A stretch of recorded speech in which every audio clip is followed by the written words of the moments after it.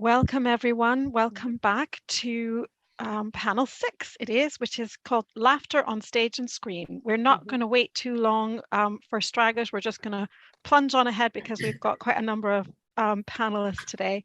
I have been looking forward to this panel all conference long.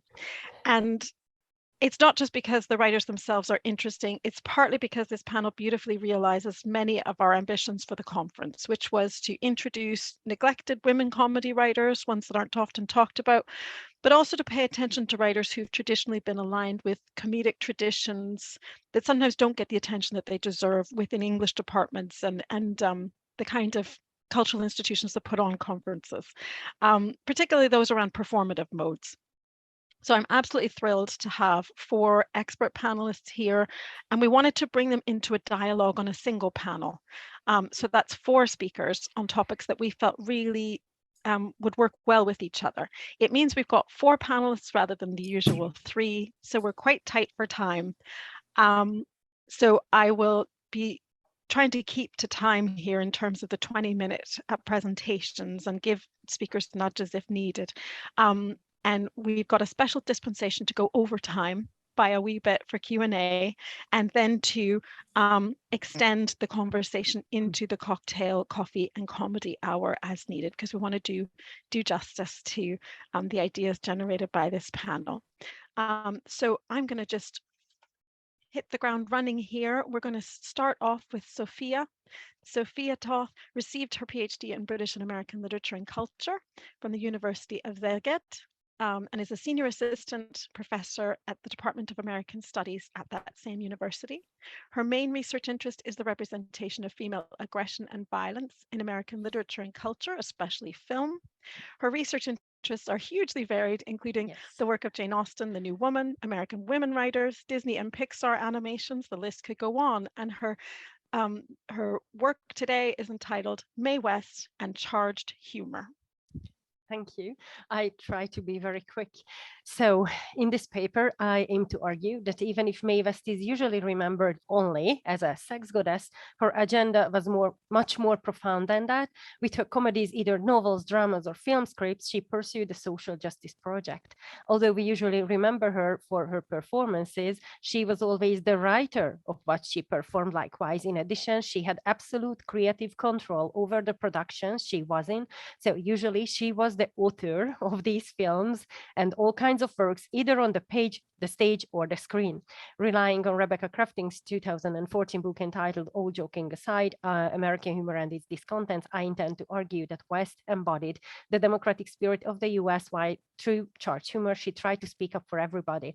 What West was doing with her comedies could be described exactly with Crafting's current concept of Charged Humour, since West wanted to secure cultural citizenship, promote social justice, as well as initiate social change and contribute primarily to the amelioration of women's lives and situation, yet also to those of other minorities such as gay people, African Americans, Asian Americans, Native Americans, etc. Crafting also states that Charged Humour is often, quote, fearlessly critical while bringing players for social justice and criticizing institutionalized inequality, end of quote. So this is what West's comic and comedic stories and performances all tried to do. Thus, West was a unique comic woman who really made a difference in American culture, and not only because she liberated female sexuality and asserted women's rights to their bodies, but also because with her comic antics and witty remarks, she veered inconspicuously toward the world of equality and freedom at large. Okay, I hope it will work. Okay, so I would like to start with a few citations in which West was reflecting on what she was doing with her art and her humor. Based on an interview with West, Charlotte Chandler commented that, quote, she had achieved a kind of financial independence which was rare for a woman, and here West is cited saying, and I have done it on my own, not by inheriting it, not by marrying it, not on my back, but using my brain and talent, end of quote. So the next quotation reveals that her humorous content was not aimless or mindless entertainment only, but she had a purpose with her humorous products. Quote, "What I'm proudest of is that I offered entertainment. There was a message too, only it was subliminal, hidden behind the wisecrack," end of quote. And what shows her concern for equal rights in general and social justice is the following, quote, "I'm for people's rights." All are from the Chandler book, basically. So when she was asked if she had a serious side at all, she immediately replied that being funny is serious work. And you are not only telling jokes, you want to do something with them to make things better, which is basically the point of humor, according to all theoreticians too, to show what's wrong and to find a solution for it. Quote, "Both sides of me are serious. I'm pretty serious finding what's funny. I worked a lot during the Depression, and I understood it was important that people laugh so that they wouldn't cry. There were people jumping out of windows. You know, when I was most serious, when I laughed at myself," end of quote.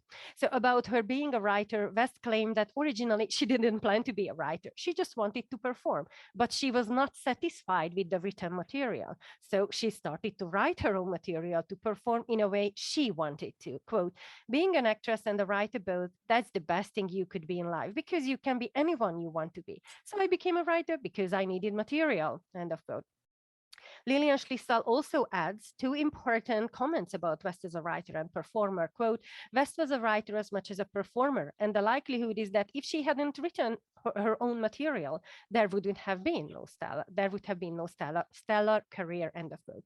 So it is quite probable, as the intellectual input behind the roles and the characters determine what you can bring out of them. In addition, what you have to say as a character is also determined by the writer. So this is how her funny lines made these stories everlasting, because a man would have never written funny lines for a female character, or at least not the kind she wrote for herself.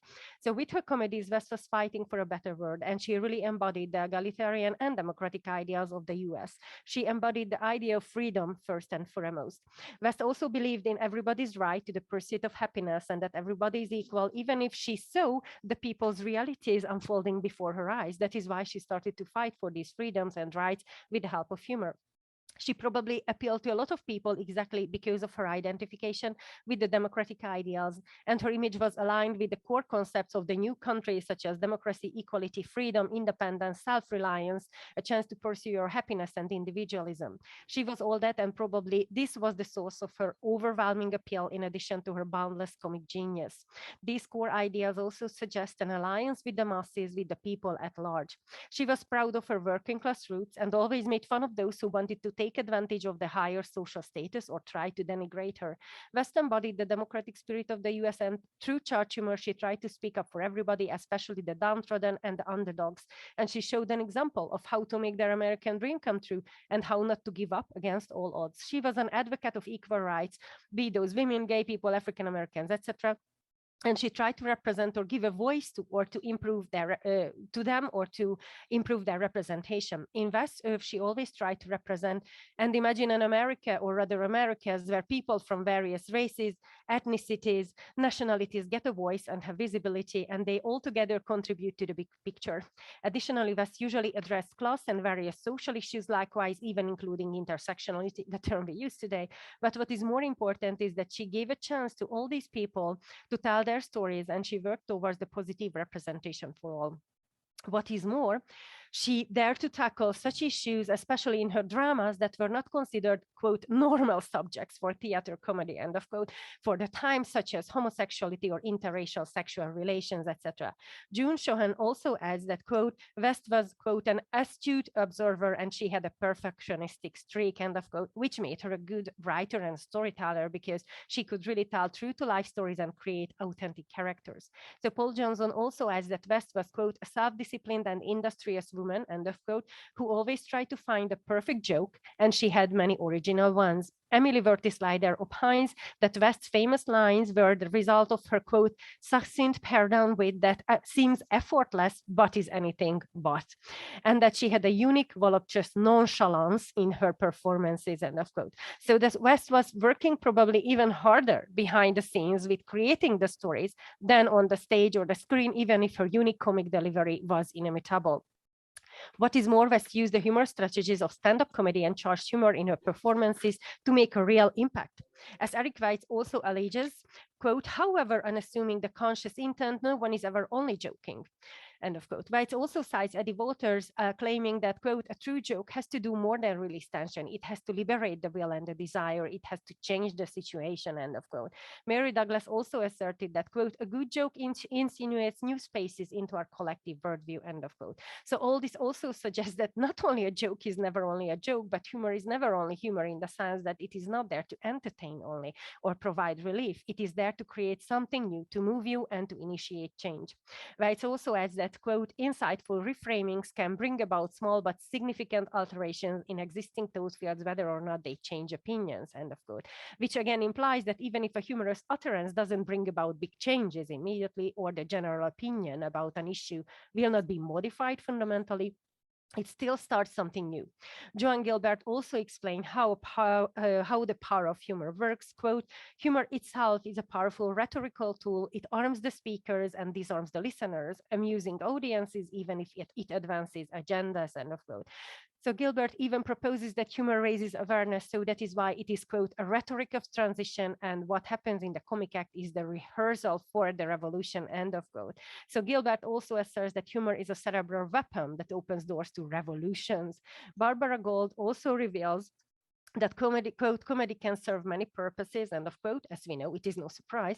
But what is even more important is that she has that often several at once. So it is very commonplace to discuss how humor and comedy can be used for various purposes and that they can cut in both directions. But it is usually not addressed that maybe in a comic or humorous act, there are several of these purposes in play, sometimes contradictory ones at the same time, and they still work in all directions at the same time too. In West's work, this is evidently true.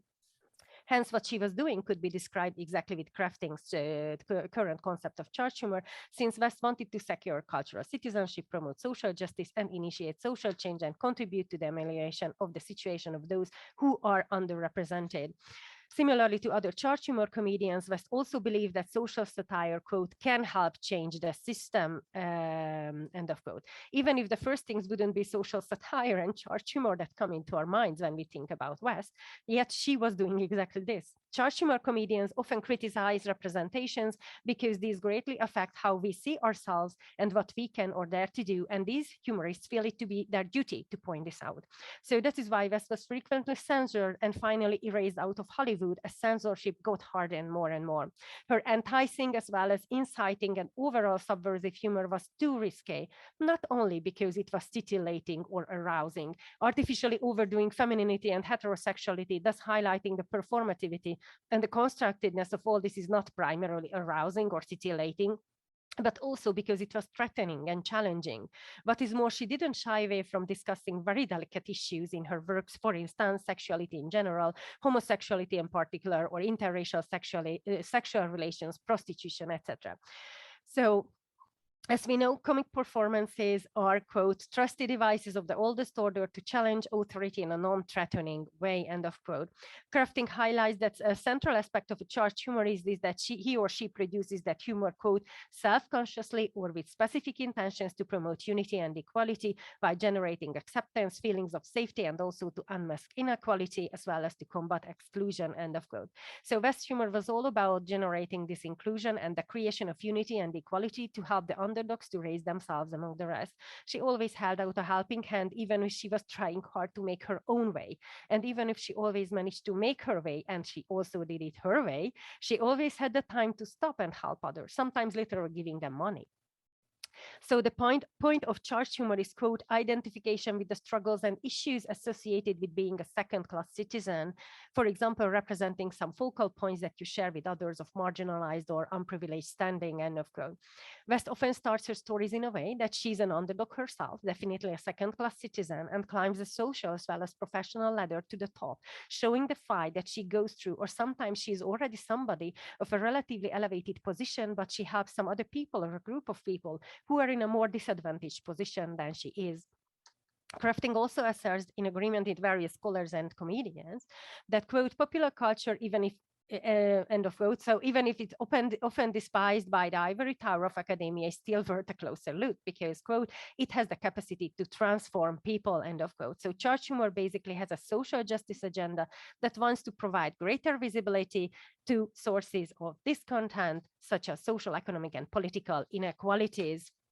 So when West addresses issues related to people of other races, ethnicities, nationalities, those being differently abled or the working poor, she also highlights the importance of cultural citizenship that church humor also fosters because she tries to confer value and worth to these people by uncovering the struggles, double standards, and disenfranchisement that these people experience every day. So pride and solidarity are also granted through the nurturance of cultural citizenship generated by church humor. So overall, Crafting states that the church comedian wants to provide something meaningful through his or her humor by trying to, quote, build communal solidarity, reflect corruption and hypocrisy, promote parity and tolerance, and replace cultural fictions with fact, or at least the complexity and dynamism of identity. All joking aside, we just want to belong, end of quote. So this is exactly what West was doing with her stories and performances. She built communities, promoted tolerance, fought for equality, revealed and blocked hypocrisy and corruption. She eventually contributed to the building and molding of American culture at large by highlighting how diversity is an inevitability and how solidarity and tolerance will make a better world for all of us. And as a last quote, as Johan also declared, West had, quote, tolerance of human differences as well as a commonsensical approach to life, all of which asked for respectful treatment of all groups in society, end of quote. And I would like to switch to speaking freely, not reading, because I have the many pictures. And so I picked only a few of the films because evidently I cannot talk about all of the dramas, the novels, and everything, and not even all of the issues. But at least I try to pick those films that maybe you have seen, or at least some of them. Certainly one of the most important topic is certainly I'm No Angel is the first film that I would like to mention, 1933. So her interracial relationship, camaraderie with her maids is always a point that scholars point out, that they are very intimate, very close with each other. Here you can see that they are chatting together, discussing men, gossiping, whatever. But most importantly, these women also have a chance to tell their opinion. So they are asked what they think. They have a real discussion, and certainly she's an employer and they are employees, but it's still democratic. So there's power differential, but so they are discussing things together. They are laughing and dancing together. This is Beulah, her first maid, who was originally her maid before she had those many other maids as well. They have a very strong tie throughout. Even, you know, they can even look into her letters. So when so this shows that how close they are. Again, one of the central issues is these class issues. That this is always central. One of the high society ladies denigrates her, so she literally spits cold water onto her back, so that she's okay, if you think that I'm so low, then yes, here it is, and she just spits this cold water onto her. Later on, this very same lady goes to her home and wants to pay her off so that she would leave her fiance alone. As it turns out, this new, lover of Tyra is her fiance, and she literally throws this woman out of the door, that you cannot buy me with your money and your social position. And she even adds that you are lucky that I'm more refined than I used to be, that she is literally fighting with her, but she says that I'm a refined lady. So certainly it's also a source of humor. Okay, so she also embodies this Horatio Alger myth, the myth of the self-made man, self-made woman, but I don't have time to go into that. Okay, Going to Town is the next one, 1935. Here, this is the most versatile and diverse film concerning class issues, social issues, ethnicity, nationality, gender, and even geographically covering the Americas, even including England. One of the central problems of the film is the love-hate relationship between the UK and the US, and they embody that. So West is Cleo, stands for the US, and this is Edward Carrington, the UK representation, and their relationship is this strong love-hate relationship, so that they cannot live without and with each other. He also becomes Earl of Stratton later on. So that's why one of the things that Cleo tries to achieve is to become a British aristocrat. So she would be the same standing as he is to become a lady. They have a lot of jokes about how he speaks in a British way, so they are laughing at him, etc. But again, as I said, so there are a lot of international issues in that. So there are the Russian people with their own way of speaking. The Italian singing teacher speaks with his own mannerism and way of speaking and everything. So she tries to represent all that. But one of the most important things is Tahoe. So her Native American employee, again, they have a very, very close relationship. Even if he's a man, they do not have sex between each other. And so he can enter her room anytime. They understand each other without words. So they have a really, really strong tie. So you can see how they behave with each other. It's very interesting. Okay, she also treats the African-American man in her show in a very egalitarian way. And one of the funniest scenes is when she becomes a British lady, supposedly. Evidently, the British aristocratic ladies do not accept her. They visit her, and certainly one of them asks whether her ancestors have been traced, and she immediately replies by cracking a nut with a tiny hammer that, well, yes, but they were too smart and they couldn't catch them. Certainly the aristocratic ladies are absolutely horrified by her behavior. This is her husband, the British aristocrat that she buys, literally buys for herself. And again, it's interesting that it's a business deal. So again, come on, it's Mae West, but she never has sex with her husband. And it is made clear that it's her money for his title because she wants to be a British aristocrat. So, and by the time both of her husbands die, it doesn't matter, I don't go into that. Finally, she manages to marry the Earl of Stratton, who is supposedly her love interest. But in spite of this, again, what is interesting that she's shown alone by the end of the film, and it's evident that she doesn't want to be a lady anymore. Belle of the 90s, the next one is 1934. It's important because of the African-American issues again. So their rituals, here they talk in the Southern drawl, for example, or their rituals, the religious meetings are shown in detail. She's singing together with them, certainly not together, there was still segregation, but for example, their image is superimposed on her face, for example, at one point. Again, she has a very, very close and intimate relationship with her maid. She even gives her money to give it to the others in the meetings, etc., etc. And for example, in this film, she literally dresses as the Statue of Liberty. Okay, the next one is She Done Him Wrong, 1933. Again, her African-American maid Pearl loves to work for her, so they have fun together. They even abuse each other in funny ways. In the film, there's also Spider, one of the henchmen. Again, they have a very, even if he's a man, they do not have sex, and so they are like really buddies or comrades. So that's again interesting. When she enters at the beginning of the film, the scrub women already greet her, and she greets them as well. So she doesn't shun them. So she greets them as anybody else. She also greets the Russian business associates of her lover, etc. When she wants to help the Salvation Army in incognito, because they do not have the money to pay the rent. So she makes and negotiates with the Jewish owner, and she gives one of her diamond necklaces to him, and also asks him not to reveal that she helped them because she doesn't want to do it openly. Okay, and the last film is Klondike that I would like to mention here. 1936, it takes place or starts out in the Chinatown of San Francisco. Again, as you can see, she used real Chinese or Chinese American people. Only the evil man is a Caucasian man in makeup, as you can see, Chan Lo, whom she murders as a result of self-defense. Again, she has a very, very close relationship with her maid, Fa Wong. Again, in this film, she also even speaks Chinese on the ship with her maid. She shares her food with her, etc. Again, what was interesting is that it was after the Chinese Exclusion Act. It was one of the first pieces of legislation that literally banned the group from the US, and these were the Chinese in 1882, and the other one was the 1924 Asian or Oriental Exclusion Act that ended all immigration from Asian nations. So she actually shows them on the screen and speaks in Chinese, for example. Later on, she's part of the mission. So the mission here, she is a Quaker movement preaching, etc. She becomes the cornerstone of this religious community, but in the end, she reveals who she is and goes back. So my aim here was not to discuss all of her works or analyze all of the films in full detail and not all of the works, but to show some of the examples of her charged humor, to show how the US, she tried to represent the diversity, plurality, and the complexity of the US, and she really tried to preach the credo of e pluribus unum. So thank you. I know maybe I'm a bit over with time, but I try to be as quick as possible. Thank you. And so just another few pictures. And Job so well this is what done. she looked like. This is what she looked like originally. Okay, thank you.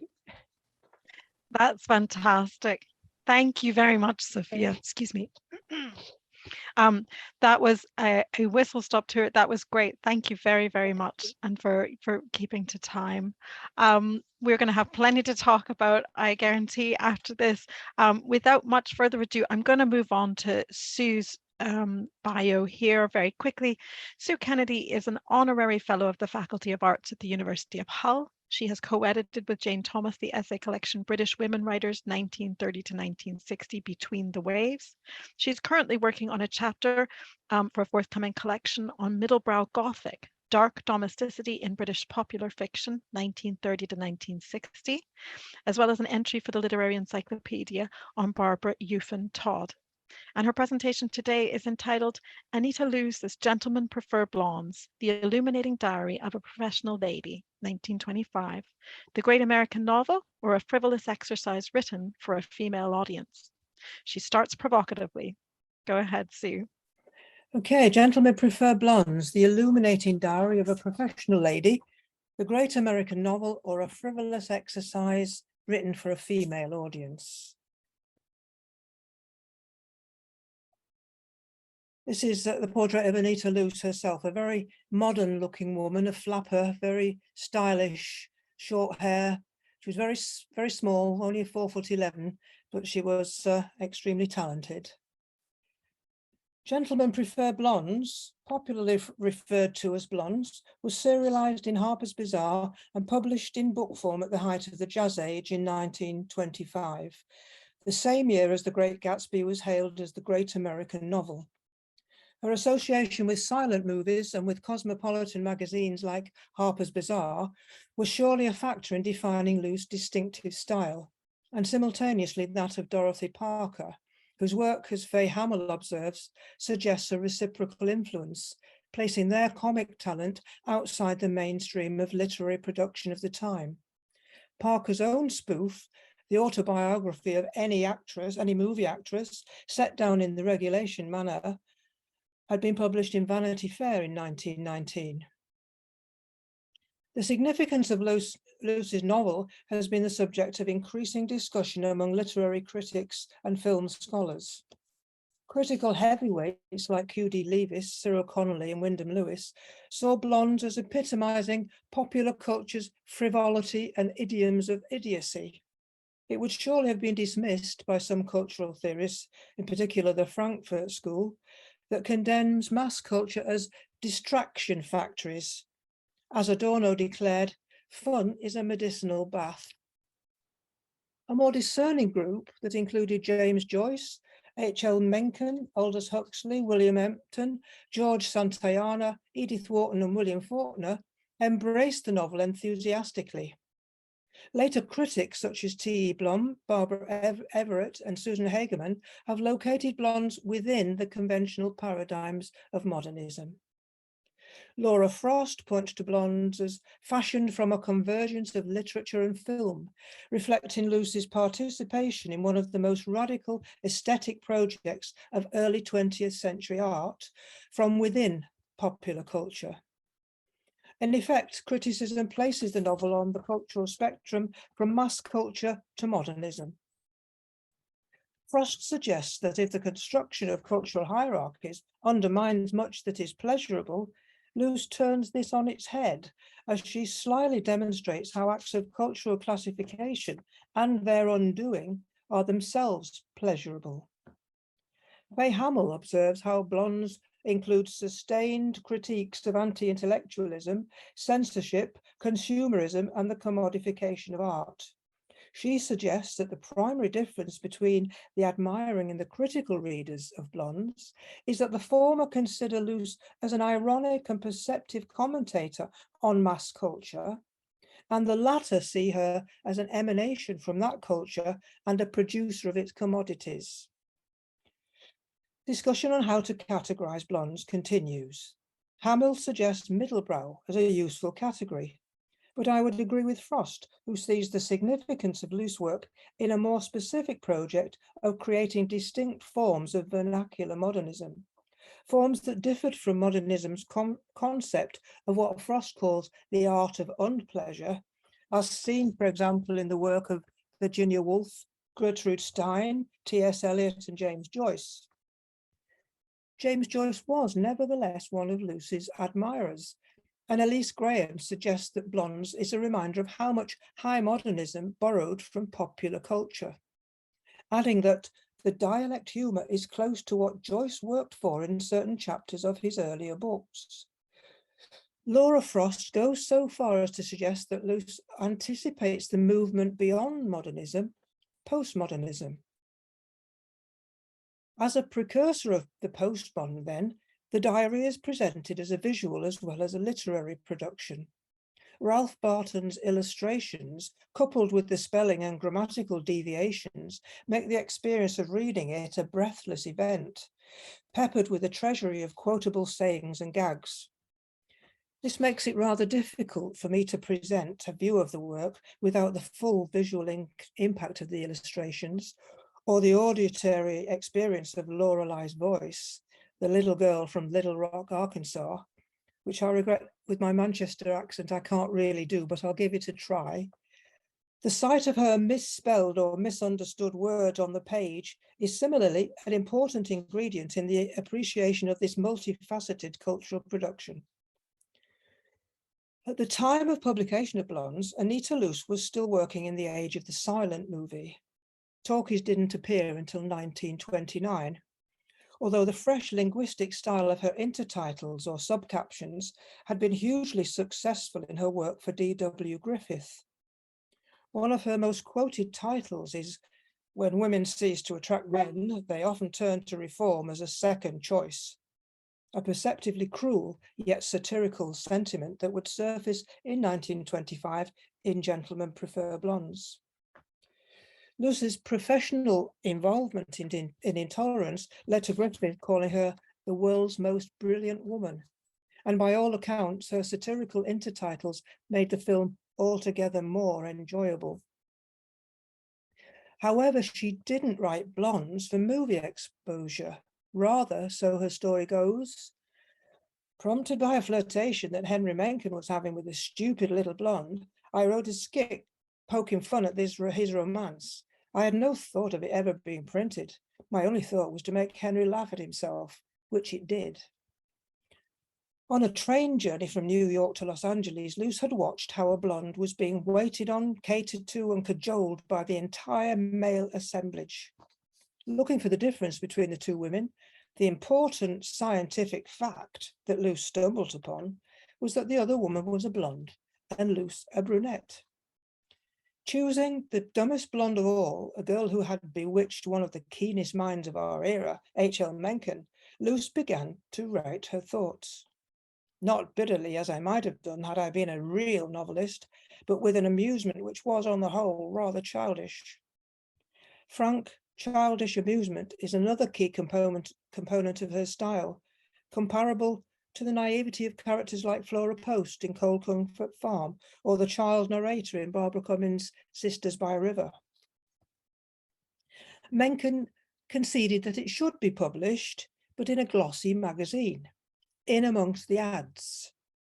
Mencken, whom Loos admired and whose friendship she valued, declared, "I publish this in the American Mercury, but I don't dare to affront my readers. Do you realize, young woman, that you're the first American writer ever to poke fun at sex?" She was not, however, just poking fun at sex, but at men's clueless susceptibility to feminine manipulation, particularly men who had too much money and too much time. Initially, at least then, Mencken seems to have agreed with Lucy's husband, John Emerson's judgment of it as a frivolous exercise written for a female audience. Yet it proved popular with both a female and a male audience. During its serialization in Harper's Bazaar, it doubled its circulation and the book sold out overnight, going into 9 sell-out editions and making her a millionaire. Admirers included an unlikely roster of eminent writers and thinkers, including James Joyce, Edith Wharton, William Faulkner, Sherwood Anderson, William Empson, George Santayana, and Rose Macaulay. The diary tells how Lorelei Lee, an accomplished gold digger, travels across Europe with Dorothy, her sardonic sidekick, engaged in what Luce Irigaray calls the economy of desire. Lorelei describes how the diary came to be written on the suggestion of the gentleman friend, Gus Eisman, the Button King, who wishes to educate her, and who, according to Lorelei, believes that a girl with brains ought to do something with them besides think. Lorelei's brains are used to great effect in her career. She achieves marriage to a very wealthy man, the unlikely moral reformer Henry Spofford, managing to get him to sponsor a movie studio to produce screenplays for her, written by her lover, thus fulfilling her ambition to be a movie actress. Dorothy's role is as important as Lorelei's, and her story warrants the follow-up, but gentlemen marry brunettes. She provides the caustic retorts of the sharp American modern woman, a character who, it has been suggested, is more akin to Luce herself. But Dorothy recognizes something remarkable in Lorelei: brains. Oh, sorry.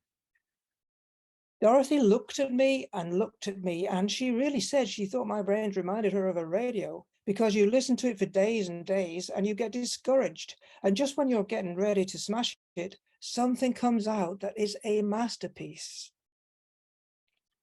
When Eisman sends her a blank journal, she begins to write herself, noticing with pleasure that writing is different from her early attempts at learning the mandolin,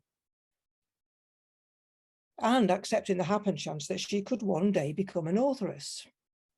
You do not have to learn to practice, and it is more temperamental because practicing seems to take all the temperament out of me. She thinks how it would be strange if I turned out to be an authoress. And we have an example here of Ralph Barton's illustration of her writing. Not typing, but actually writing with a pen. In Lucy's satire of the American abroad, Lorelei and Dorothy spectacularly missed the point of the cultural centres of Europe. Lorelei through ignorance and Dorothy through a knowing dismissal, preferring the Hofbrauhaus to the highbrow. Following a very different educational agenda to that set out by Mr. Eisman, they progressed from Hollywood to Manhattan to Paris and London to Munich and Vienna, the central of Europe, and back to America.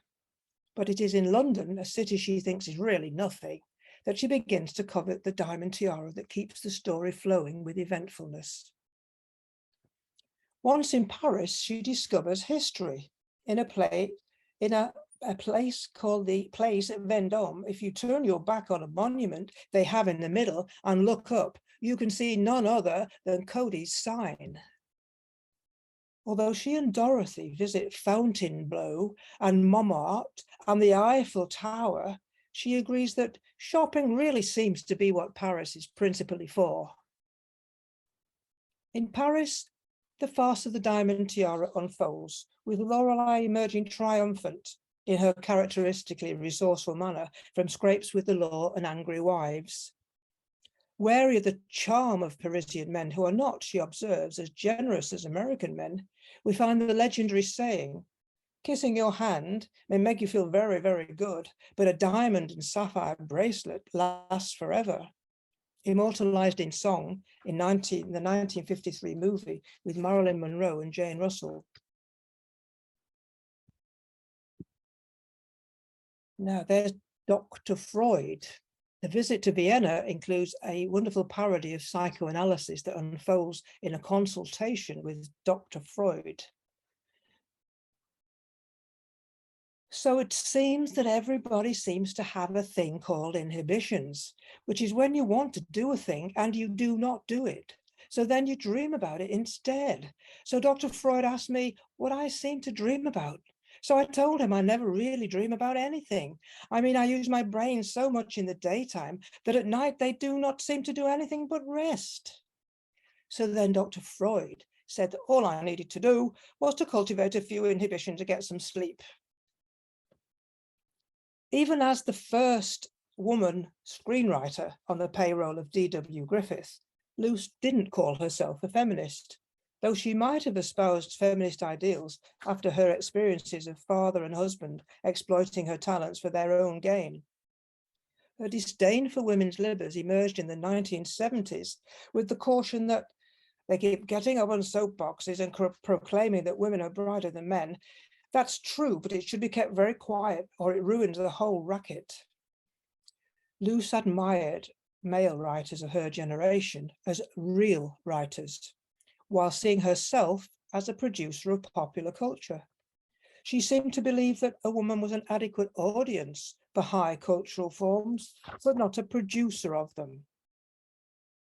A view informed by the ideological climate of America between the wars and her personal experience with her father and her husband. But this sits uneasily with Loos. She was well read and considered herself a cerebral, the intellectual equal of her male contemporaries. Her account of a symposium at the Faculty Club of Harvard, where impertinent professors asked, "Where do you get the sex experiences that are indicated in your writing?" reveals a satisfying fight back against male arrogance. She told them, "From Baruch Spinoza, Immanuel Kant, and George Santayana." So far from being dismissed as a frivolous exercise, the novel feeds into the conflict between high and mass culture and challenges impressions of modernism while anticipating the postmodern. I'll finish with Edith Wharton's declaration that gives a certain gravitas to a work of art worthy of inclusion in the canon of American literature. "I am just reading the great American novel, At Last, Gentlemen Prefer Blondes, and I want to know if there are or will be others, and if you know the funny woman who must be a genius." The end. Thank you so much, Sue. That was a bit of a riot. That was. We have much to take up on that front. I'm going to transfer immediately over to Brad in the interest of time, but hoping that we can take up questions at the end. Brad, welcome. Brad Bigelow edits neglectedbooks.com, a site devoted to celebrating the work of long forgotten writers. He received the Lorna Sage Prize for Creative Nonfiction from the University of East Anglia in 2021 and is now working on a biography of Virginia Faulkner. He is chief editor of the Recovered Books series for Boiler House Press, and his paper today is entitled Virginia Faulkner and the Limits of Wisecracking. Brad. Thank you, Jennifer, and welcome everybody. Let me just share my screen here. And a lot of the talks in the conference have been about texts and contexts. And today I'm really just going to tell you a story. In fact, about a writer who decided that what she needed to do was to stop writing.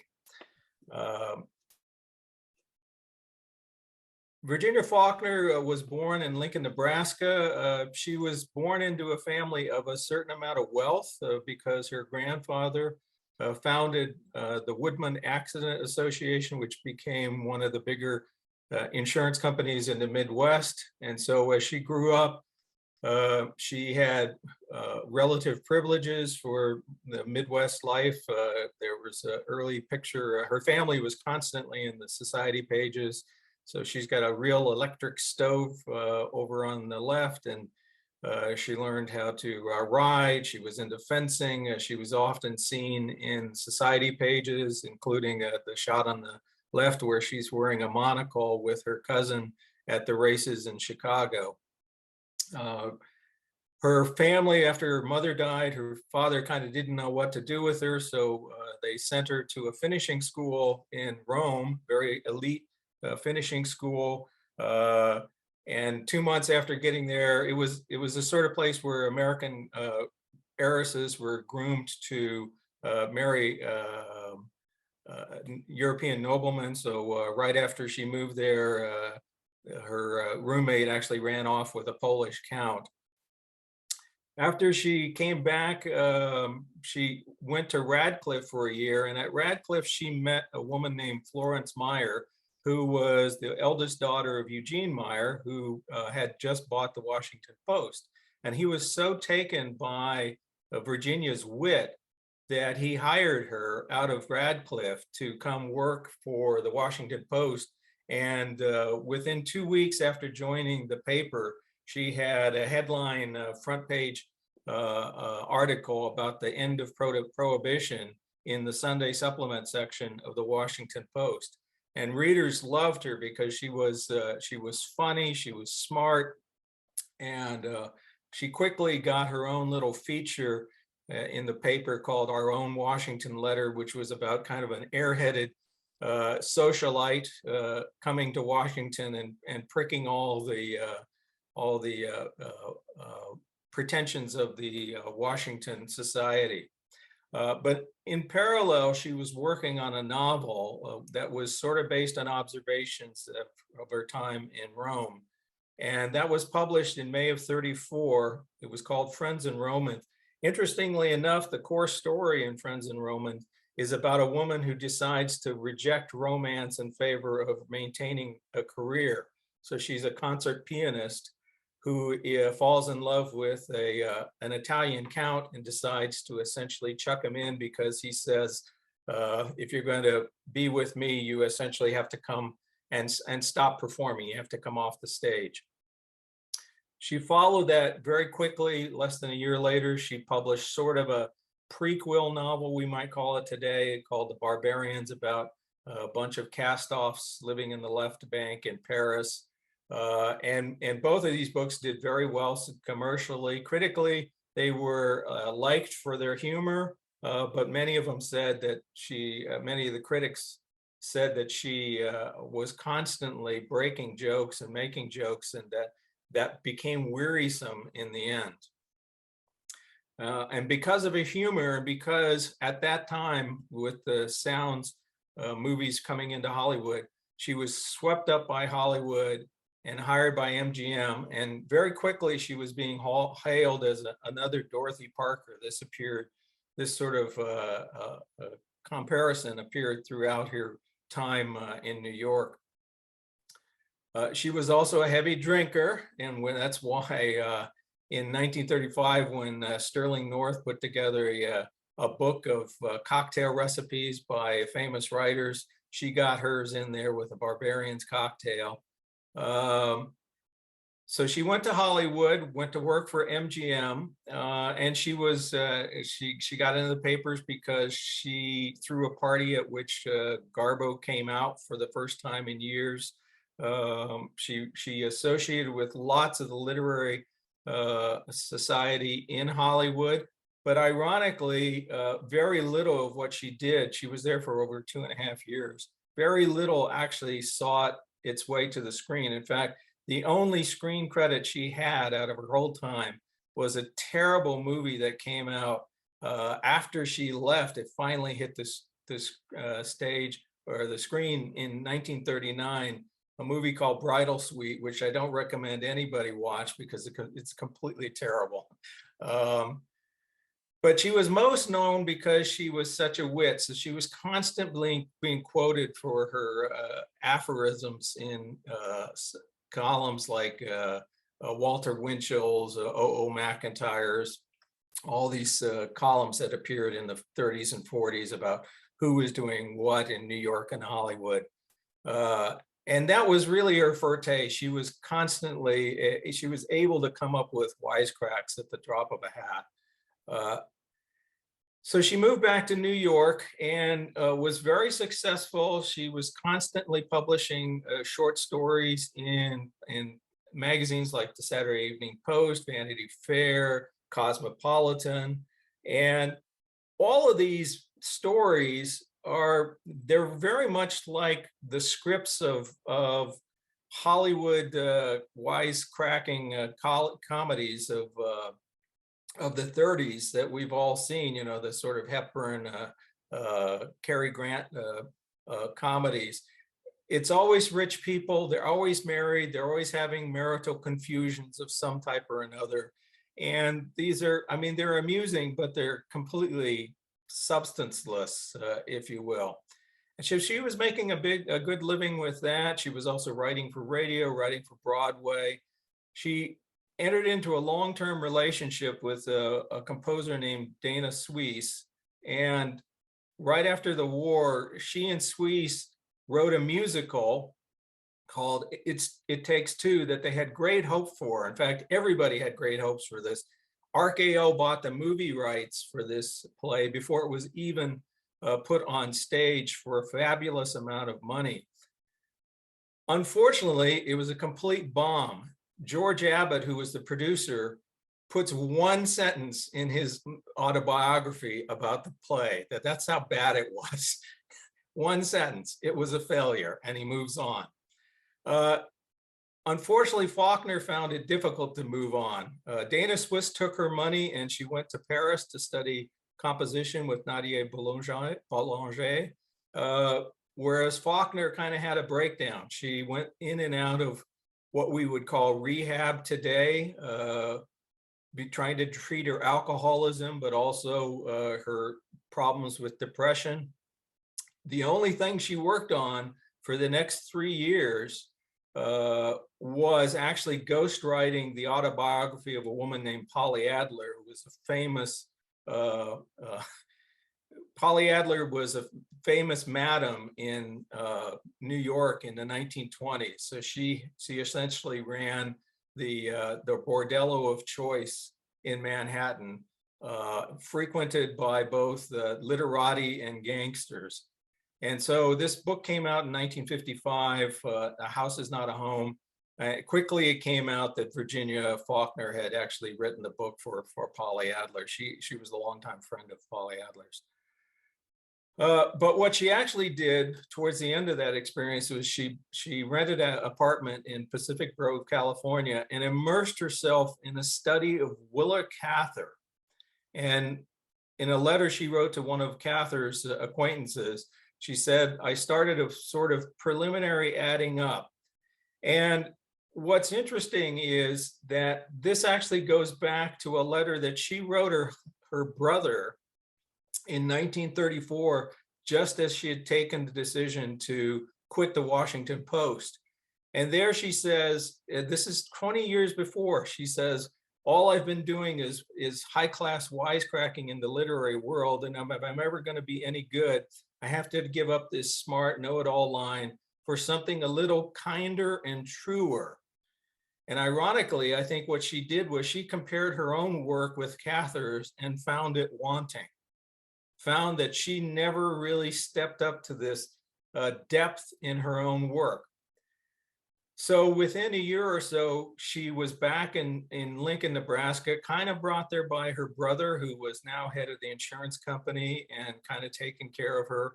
She got a job with the University of Nebraska Press, and first worked on an anthology, a centennial anthology for the press about Nebraska, with the work of Cather and Mary Sandoz and many other writers about Nebraska. And she really became immersed on that. And she stayed with the press. She and the press director, Bruce Nichol, instituted a whole series of reissuing works about the Midwest, also forgotten writers of the Midwest. But really what Faulkner became consumed with for the next 20 years or so was a long-term project of reissuing works about and also of and by Willa Cather. And what's interesting is we think Cather is such a, such a canonical writer today, but Willa Cather when this collection, April Twilights, for example, which is her first poetry collection, I found letters in the archives where they couldn't even find a copy of the book. That's how forgotten Cather had become by the late 50s, is that some of her works were essentially unattainable. And from that, she and her partner, Bernice Sloat, worked together for the next 15 to 20 years on a whole series of critical editions of Willa Cather collections. Sloat dug up tremendous amounts of journalism before Cather had even left Nebraska to go to Pittsburgh and start her writing career. And then also the first critical studies of Willa Cather and different aspects of Cather's work. And she was really a meticulous editor. It's a phenomenal to see her correspondence with some of the writers that she dealt with in the Cather studies. She just threw herself almost to an obsessive extent. So this is one of the editors of one of the Cather collections that she was responsible for, a guy named Bill Curtin. And there were dozens and dozens of letters of 4 or 5 pages detailing, this is what you have to do. She was almost holding his hand and taking him through the process of writing that book. And as she wrote to her close friend, the writer Wright Morris, she just worked, Frozen Dinner and The Feathers. She did tend to still have peaks and valleys. So as an editor, she would have this frenzy of work for a couple of months, and then she would fall off the wagon, not show up for a week or two, and have to dry out. So she still struggled with this whole idea, but it's clear from if you look at the amount of work that she put into, in particular into the Cather related material, how much she invested herself into that, really essentially saying, I need to help realize the vision and really bring back to the readership and to academia discovery of this great American writer, Willa Cather. She still struggled with it, and this is an interesting letter I found that she wrote to the philosopher Hazel Barnes from the mid-60s, where she says, it was a major mistake for me to stop being a writer and try to be a people. Now since 1956, I've tried to be a people, and screw people. It's a waste of energy. So she wasn't always happy with that choice. But if you look at it in the end, I think it's telling that, she did invest herself so much into the Cather Renaissance. In fact, in 1973, when they had the Cather centenary, the U.S. Post Office issued some commemorative stamps with Willa Cather. That was primarily due to Virginia Faulkner and also her brother, who was kind of the big man in the state of Nebraska with his business influence and political influence. And she was responsible for organizing the first Cather conference back in 1973.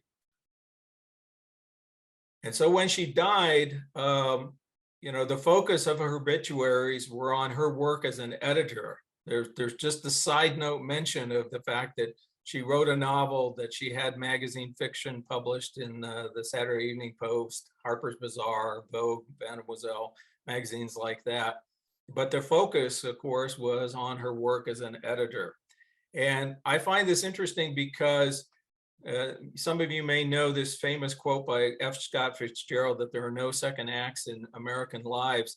And I would say that Faulkner actually managed to contradict that statement, but she did it. And if you look at a comparison of her life with Dorothy Parker's, and you know anything about Dorothy Parker, essentially from the mid-30s on, Parker produced less and less quality. because she was struggling so much with her alcoholism. And I have no doubt that if Virginia Faulkner had stayed as a writer, and she could have continued to make some money that way, she was quite popular, but I think that she would have ultimately burned herself out.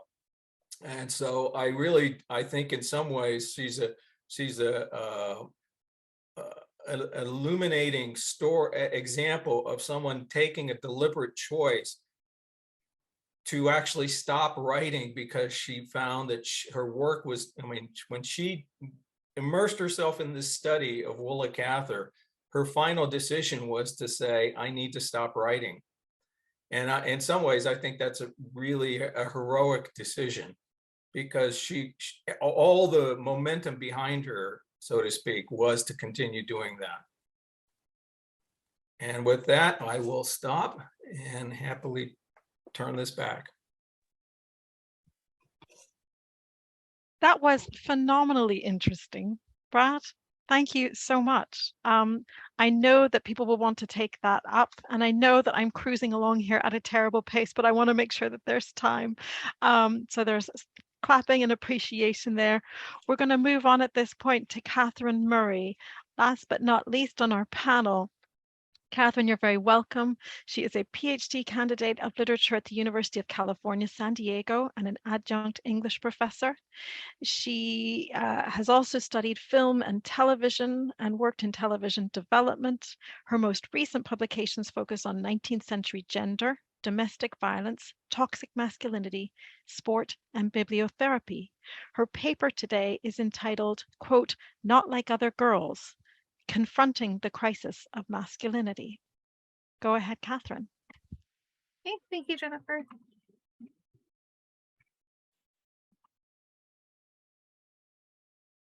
All right, so today I'm speaking about Dorothy Parker and Anita Loos. So I'm really interested in thinking about the cultural context in which they're writing and how these external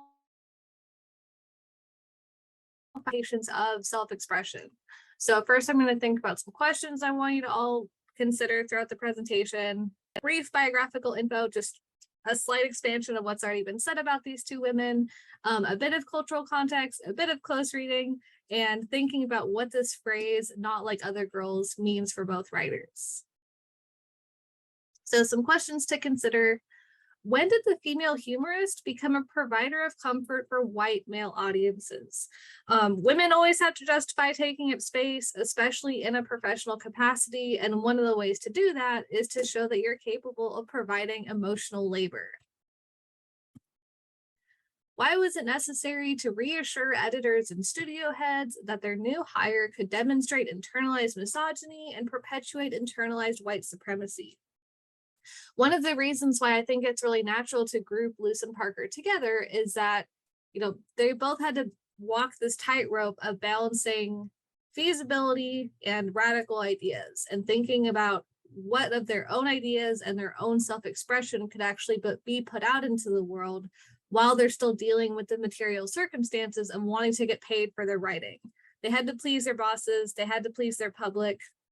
They're writing in this middle brow space where they're both bound by material views and struggling to figure out what their own radical potential is here.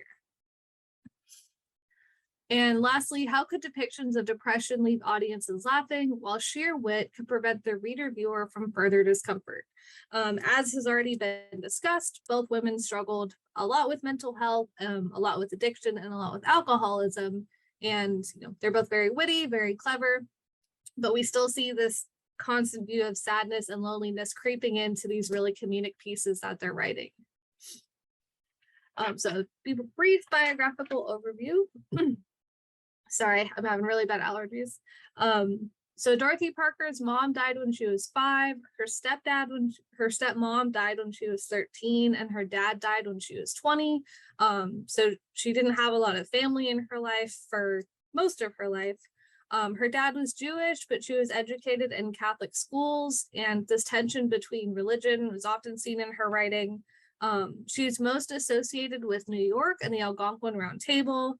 And most of these pithy statements are what she is known for in her associations with them.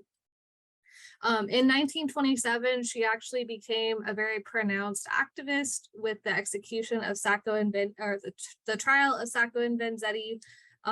She was married 3 times, twice to Ellen Campbell, who is bisexual, and as will be discussed later, because she willingly associated with people who were not heteronormative, the FBI found that very suspicious. And she was an activist who not only talked the talk, but walked the walk. She donated her entire estate to Martin Luther King. And of course, that was later transferred to the NAACP. Sue already gave a lovely overview of Anita Loos, so I'll just add a little bit to that. Grew up in California, became the first female staff screenwriter in Hollywood, and was one of the people who really legitimized femininity and showed that women can be interested in fashion while still being incredibly witty and smart. So they have a lot of comparisons beyond just superficial similarities, both clearly most associated with New York and LA, both very much enmeshed in this publication and cinema scene that involved a lot of drinking and partying. Both were middle-bar writers who wrote in a variety of genres, including essays, poetry, short fiction, and screenplays. They both romantically gravitated towards men who were not nearly as smart as them, could not appreciate them, and men whose careers they supported, men who they financially sustained, and men who really just drained them of financial resources and happiness. They struggled with the idea of monogamy. They both cheated and were cheated on. They both satirized and subverted marriage in most of their writing. Mostly, they were both incredibly brilliant and often quite lonely. So a bit of cultural context. So during this time, we see this idea of the crisis of masculinity as straight, white, cis heteropatriarchal American men struggle to maintain their foothold. Waves of immigration meant that lots of Europeans and people from around the world were coming into America, leading to this huge rise in racist expression during the 20s. We see the empowerment of African Americans often resulting in violence against African Americans. One of the things that Dorothy Parker was known for very much speaking out against. We see rising literacy rates as urbanization and immigration enabled new educational centers. And of course, we see during this time the empowerment of women as women gain the right to vote in the US. So Sue already mentioned the positive reception to Gentlemen Prefer Blondes. So Edith Wharton, Aldous Huxley, and James Joyce were very big fans of it and wrote really congratulatory letters. The one I want to think about here is William Faulkner's, because this is one of my favorite examples of fragile masculinity. He wrote this very long congratulatory letter to her, and he walks this weird balance of telling her how much he got out of it and pointing out things that he seems to think the author of the book might not have understood, and congratulating her on creating such a brilliant character that, of course, only William Faulkner could understand. The American public probably didn't understand, the author might not understand, but he really got a lot out of the book. Because he is still rather Victorian in his prejudices regarding the intelligence of women. It was awful to be a woman at this time. I absolutely love these suffragette postcards that take up the top row of this slide, because it was thought that if you wanted to be a suffragette who would get men to support you, you either had to seduce them, if you were a husband, it would not make sense for you to support the suffragette movement because you would be expected to take over domestic roles. And of course, part of taking over domestic roles means that you're signing up to experience domestic violence and be a doormat. If your wife becomes a suffragette, you will be abused at home. Obvious correlation there. And then in the top right, we see a suffragette asking a bearded lady at the circus, how did you manage it? Because of course, if you're a suffragette, that must mean that you want to be masculine, you want to be manly. There's no reason why you would willingly forsake femininity. We also see a lot of World War I propaganda that shows that women, wish they were men so that they could go fight, because fighting and helping your country is only something men can do. If they weren't able to fight, they could at least help their country by staying home and working in the factories and growing things and just being subservient and performing a different kind of emotional labor. Of course, we also see the physical culture movement gaining traction at this time. Bernard McFadden is a fascinating individual who often masqueraded as performing this kind of proto-feminism and advocating for the improvement of women's health, but not really for the sake of women's health, more for making women's bodies more beautiful so that he would enjoy looking at them. So Parker and Loos were both coming of age during this really weird time to be a woman. We're constantly surrounded by different modes of visualizing the female experience. Fatty Arbuckle was a really popular comic in Hollywood. He was one of the highest paid actors, and he was a horrible person. He raped Virginia Rapp so violently that her bladder ruptured, and she died of her injuries a few days later. This happened at a party that was full of Hollywood executives and actors. Everyone was willing to come to his aid and say, oh, it was her fault, she was leading him on, all that usual nonsense. During the trial, they had a hung jury during the first 2 rounds. He was found innocent in the 3rd round, and he went on to have a really successful career, pretty unaffected by this horrible scandal. But it was one of the first scandals in Hollywood to occupy like every major headline in the country because of the grotesque nature of the crime. But of course, he still had his huge fan base. He still had his huge paychecks. He went on to have several very successful projects after this. So as Parker and Loos were kind of gaining their foothold in Hollywood, they're seeing, oh, this is the standard that's expected of you and the standard that's expected of men. You know, their word is always going to be taken more seriously than yours. So they had to learn to write under these conditions. This was one of the scandals that led to the Hays Code being implemented. So the redheaded woman featured Jean Harlow, who was a housewife who went, unpunished despite not abiding by the codes of marriage. The screenplay was written by Anita Loos. And Loos and Parker both had to adapt their screenplays to the Hays Code, which was a way of trying to sterilize Hollywood movies, make them more Catholic, make them more moralistic for a wider audience. And Loos and Parker were two of the screenwriters who were trying to subvert this and find subtle ways of incorporating like homoeroticism or signals that monogamy was not the only way to live, subverting the code when they could.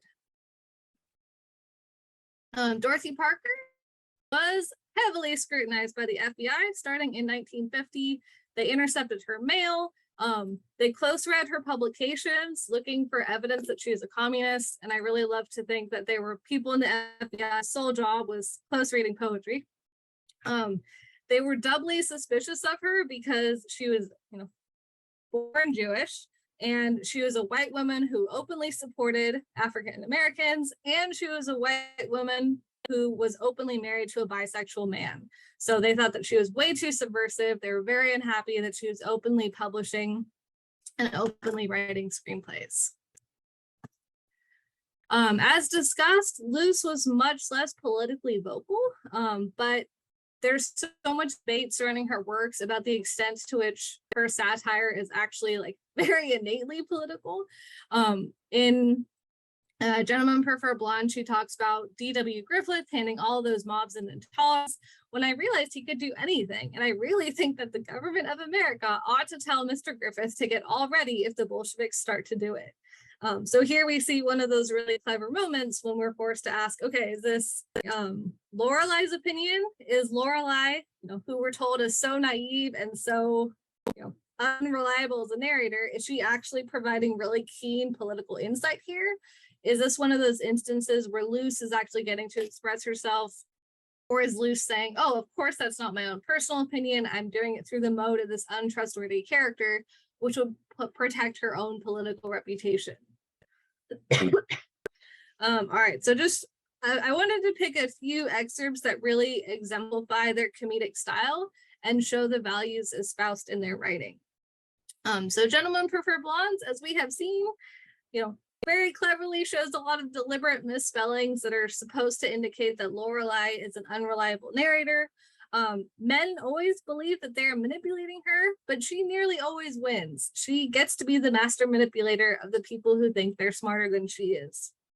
And even in satire, Lorelai and Loos are always seeking truth. This is one of my favorite Dorothy Parker poems. I think it just encapsulates her as a writer. Woman wants monogamy, man delights in novelty. Love is woman's moon and sun, man has other forms of fun. Woman lives but in her lord, count to 10 and man is bored. With this the gist and some of it, what earthly good can come of it. So we see these adult themes in a childish meter. You know, at first the poem seems really light and fun and airy, but it's actually quite sad. It's showing essentialized gender roles and critiquing them, but not necessarily seeking to overturn them. Just Parker is the speaker is kind of resigning herself to, this is how the world works. I can acknowledge it and I can openly critique it. It's terrible, but I guess I'll have to abide by these standards and expectations. So this phrase that I have in the title of my presentation is used really facetiously now, but we often see it used to describe when women are looking to succeed in a male-dominated sphere or a male-dominated industry, and they're forced to show that they're avoiding stereotypical female weaknesses. We also see this phrase used to describe women trying to ingratiate themselves to potential male romantic partners by saying that they're different from the other prospects he has. And a while ago, I was looking at Anita Loos's Wikipedia page and saw this phrase on, actually embedded in the archive of her life. And I was really furious about it. That she convinced herself that he would see that she was different from all his other girls, and that behind his outwardly dull exterior was a great mind. And we were having a really great debate about this in my class, is Anita Loos a feminist? And then someone pulled this up and was like, well, she's still doing the thing that we criticize girls for doing now when they're trying to say, oh, this guy has more value than other people think he is, and I'm going to assign him more value by taking it away from myself. And she also described in her memoir, I had set my sights on a man of brains to whom I could look up, but what a terrible letdown it would be to find out that I was smarter than he was. And this is describing after her second husband, whose career she elevated and enabled, told her that he was actually incapable of monogamy and would need to sleep with someone else at least once a week. Dorothy Parker recorded her romantic woes similarly in her poem Men. They hail you as their morning star because you are the way you are. If you return the sentiment, they'll try to make you different. They'll alter all that they admired. They make me sick. They make me tired. So with both writers, we see that they were definitely products of their time. They were circumscribed by a lot of external factors. I think it would be unfair to hold them to the standards and expectations of modern feminism, given all the things that were preventing them from totally expressing themselves in every piece. They did have a lot of groundbreaking accomplishments for female humorists, and they certainly paved the way for the next generation of feminists. They absolutely demonstrated that it is necessary to make concessions towards feasibility in order to be published and gain visibility, but also thinking about the ugly truth of material circumstances and thinking, okay, I can't be as politically truthful as I would like to here because I won't be published, or I won't get my screenplay sold, or I won't be able to make money necessary to, support my horrible husband/boyfriend at the time. Parker definitely had a social justice agenda. I think Loos had a much quieter social justice agenda, but they both chose the path of, rather than establishing themselves as activists before establishing their career, chose to establish a career and hopefully use that influence and power to achieve their agenda. And I think something that gets forgotten about for both of them, that they really validated and legitimized femininity, rather than showing that they don't have to be not like other girls in every room they enter. They can find the similarities between other girls and themselves and show that femininity is a really valid mode of making people laugh. Wow. I'm sure you can all agree with me that this has been an embarrassment of riches. It has lived up to my expectations, and I had high expectations. Absolutely fabulous. Thank you so much to all of our speakers. I'd also like to congratulate our speakers on being incredibly fastidious about timekeeping, because looky here, we've got time to chat. about what has been discussed so far. Would anyone like to start us off with a question? I don't know about you, but my mind is still reeling. Oh, Anne, you've got one. All right, get us started off, would you? Yeah, I thought I'd better jump in because of the time factor. I also wanted to congratulate everybody. What a fantastic panel, really, and so well well put together in terms of all the papers, whether they were intending to or not, were speaking to each other. And what I'd like to ask all of you is how you see the difference that your papers have actually explored between Mae West and her being able to make her way, and the others, Loos and Parker, and I've forgotten the Virginia Faulkner, who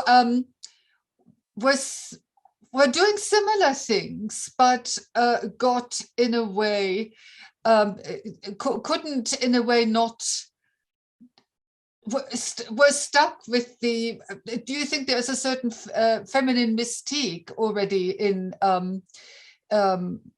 appearance here, an early feminine mystique, that they are hampered by the feminine mystique that May use to her advantage, but didn't suffer from?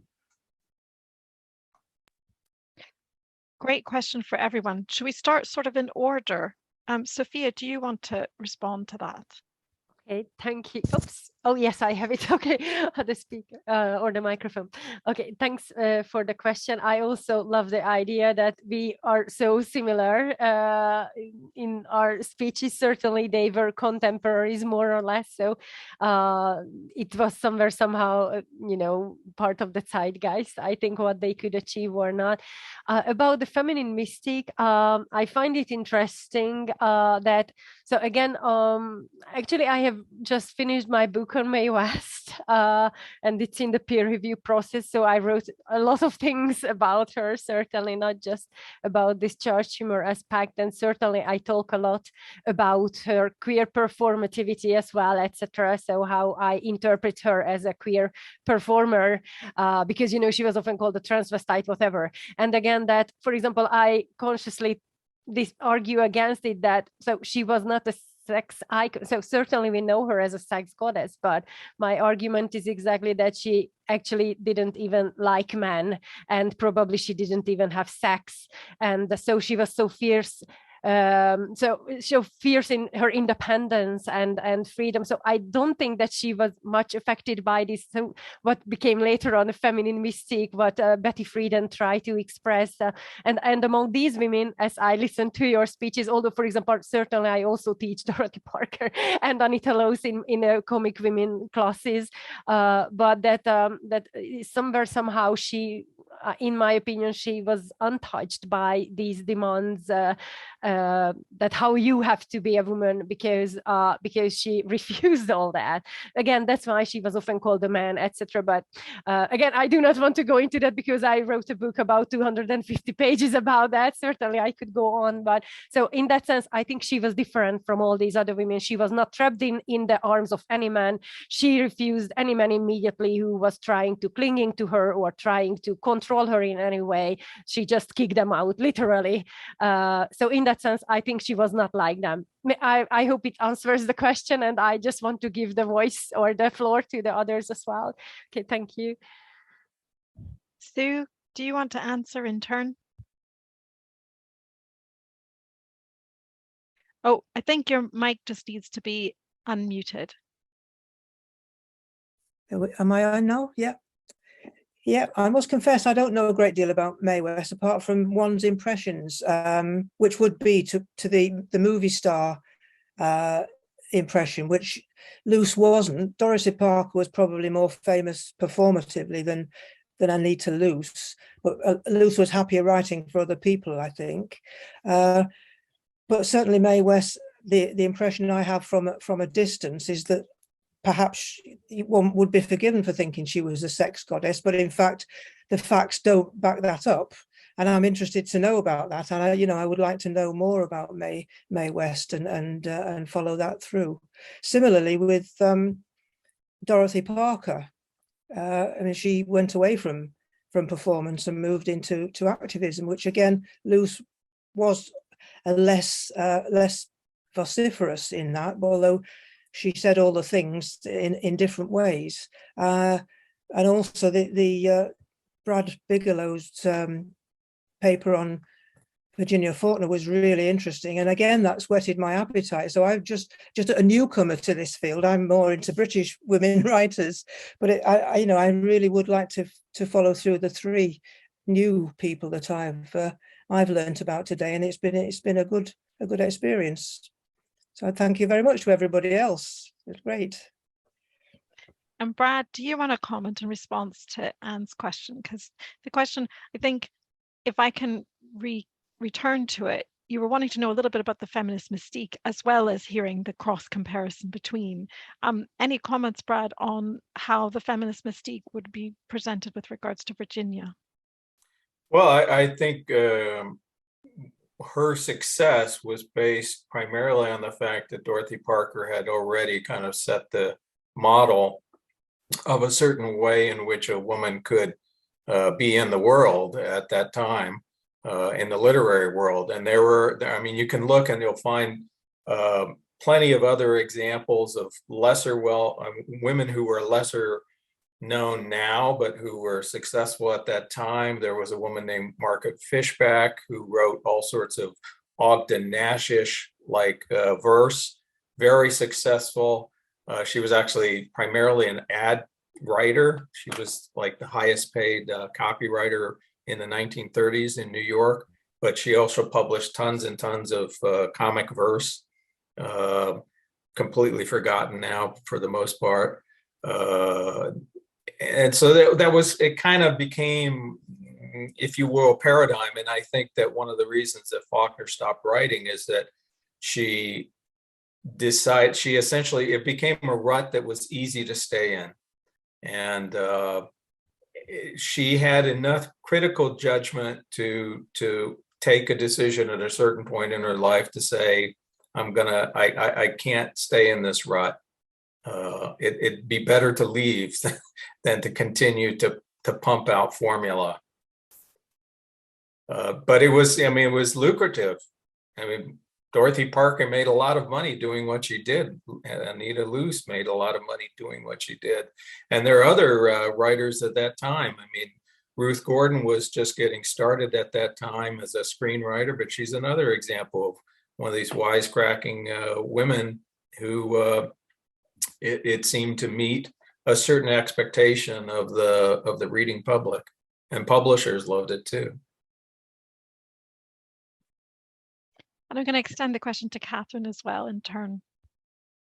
One of the things that I think really linked all the presentations was this idea of, as Brad just called it, the rut, and thinking about how female humorists almost have to pigeonhole themselves in order to be palatable for a reading public. And if they want to diverge from their established role and their established presence, it's really, really hard, and they don't often succeed, which is why I think we see such a decline in their literary, and for most of them, we see this decline in their literary outpouring because they realize it's very frustrating to have to write in the same style and to write the same ideas, because that's what people are willing to pay for. And I think they probably considered themselves really lucky to have the platforms they did, and were hesitant to diverge from that in case it delegitimized their previous work.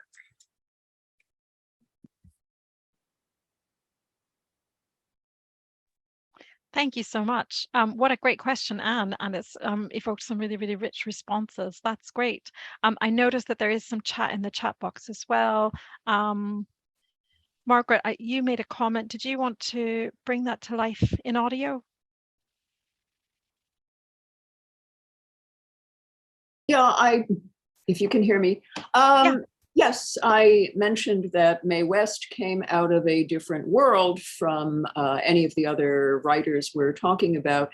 And if we think about the standards of, quote, femininity in the world of vaudeville and even of the Broadway theater, very different ones. And again, as I suggest for British auditors, if you consider the world of the music halls, which had very little to do with the conventional Victorian standards of femininity, or even the West End stage. I mean, if we're talking about figures such as Ellen Terry and the ways in which she violated every sort of norm of femininity and sexuality and et cetera, separate spheres. I think we need to consider the theatrical roots of Mae West in considering her difference.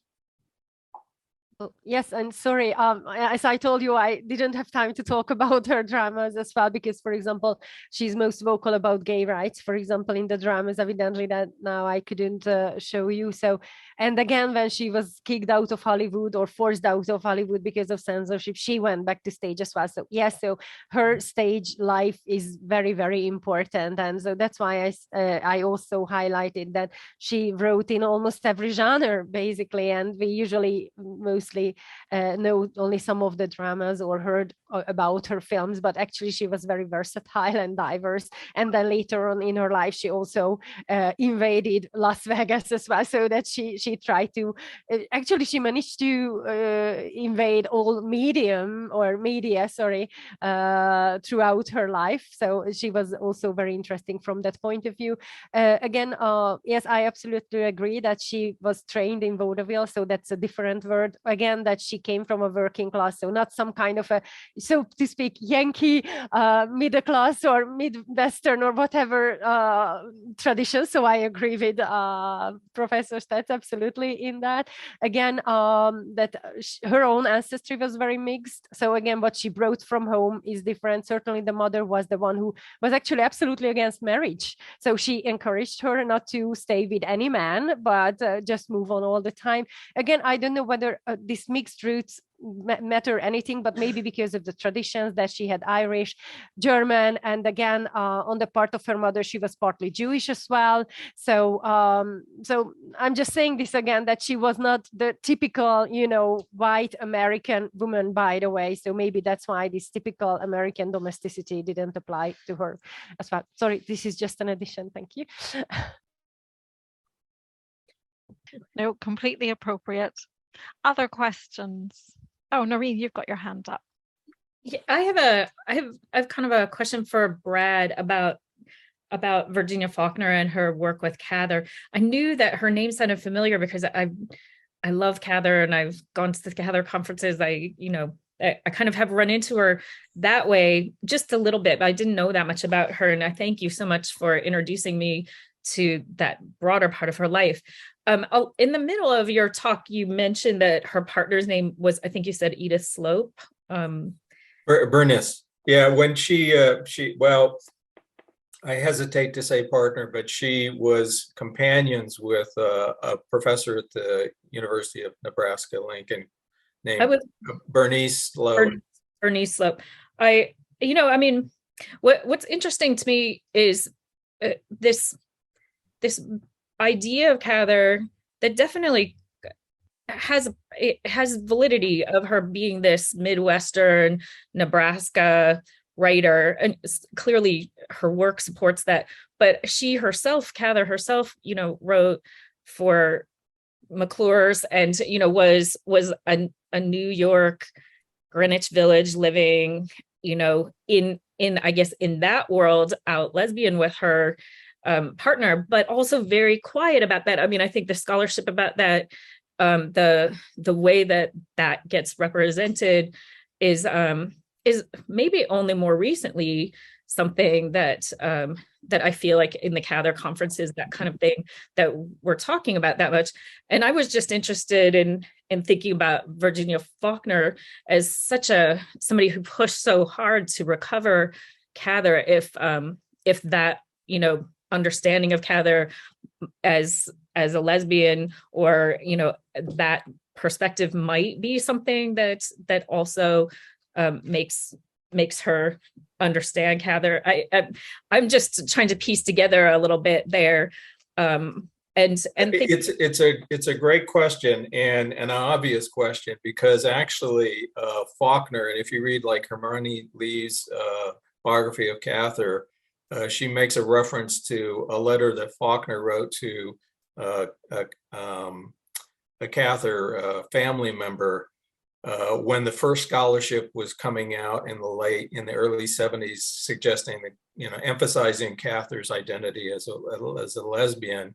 And Faulkner said that essentially, if it's not done to a proper scholarly standard, she's going to blow it out of the water. Mm. And so she was accused of essentially suppressing writing about Cather's lesbian identity. Mm-hmm.